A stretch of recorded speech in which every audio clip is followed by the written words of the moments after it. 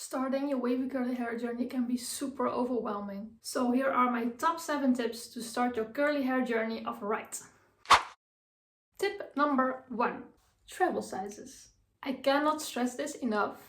Buy a travel size before you buy a whole bottle. I started off buying travel sizes when I started my journey, and I'm so glad I did. I found out my hair was not reacting well to certain ingredients. All the products I bought had that ingredient in it.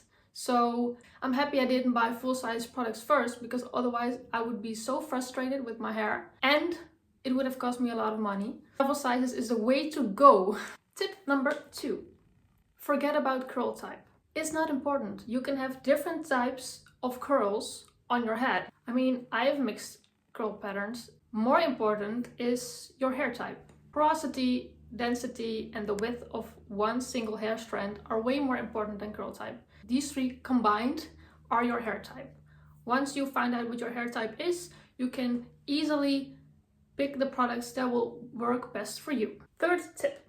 Invest in a blow dryer. This will not only help you get more defined results, it will also help you shorten your wash day, which means less frustration, less time it takes to do a wash day, and it can also prevent over moisturized curls because your hair will not stay wet for long. I would not recommend buying a budget one. I started with one from Lidl. I burned my forehead with it. It took me over an hour to dry my hair. So yeah, I would say invest in a good one. I will link the one I am using the most right now in the description box below.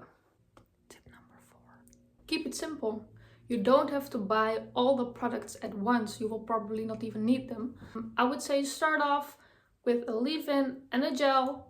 Maybe throw in a clarifying shampoo, but you'll be fine. Your hair needs will probably not change for 6 months to a year. I don't know who came up with the idea that if it's been more than 6 months since your last highlights or dye, that your hair will not be high porosity. I think that's nonsense. It's not like your hair will repair itself in those 6 months, especially if you haven't been caring for your hair. Like, it's damaged. The bonds have been broken by the chemical process of bleaching and dyeing. It is not gonna be less damaged because it's been 6 months.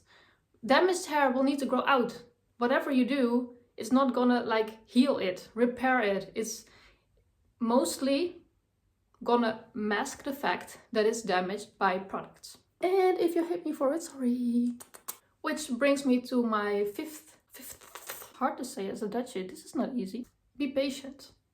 Not so much lower your expectations, but adjust them a little bit. Like I said, damaged hair needs time to repair. You won't get amazing results in 2 weeks. Most people you see on Instagram or YouTube have been caring for their hair for a long time. They have figured out what their hair likes. Probably they have studied hair care or whatever. So please don't compare yourself to those and give yourself some time. Give yourself and your hair some time to repair, to get to know each other.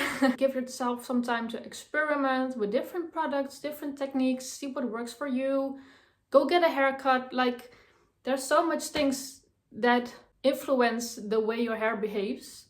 The longer you have been neglecting your hair, the longer it will take you to get healthy, beautiful results. And that's okay. Don't expect it to be perfect. It's hair. Tip number 6. You probably don't want to hear this. You will never get the same results twice. And it's okay to ask for help if you're not like getting it, or if you are struggling with something. That's totally fine. Ask for help. And last but not least, the final tip. Frizz is normal. Completely normal. So I changed my video mode to show you that frizz is normal. I have frizzy hair. I'm never frizz-free. There's no such thing as frizz-free curls. Frizz is what gives us volume. Frizz is a part of curly hair, wavy hair. Embrace it. It's totally fine. Nobody's gonna look at you and be like, oh, you see? Oh, that girl got frizz. Nobody cares. Really. Nobody cares about your frizzy hair. It's fine. And that's all I have for you today. If you like this video, please like and subscribe.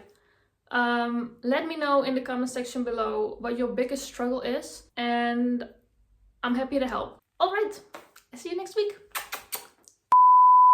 Can you see this pimple? Like, it's not really there, but it's like, oh, let me out.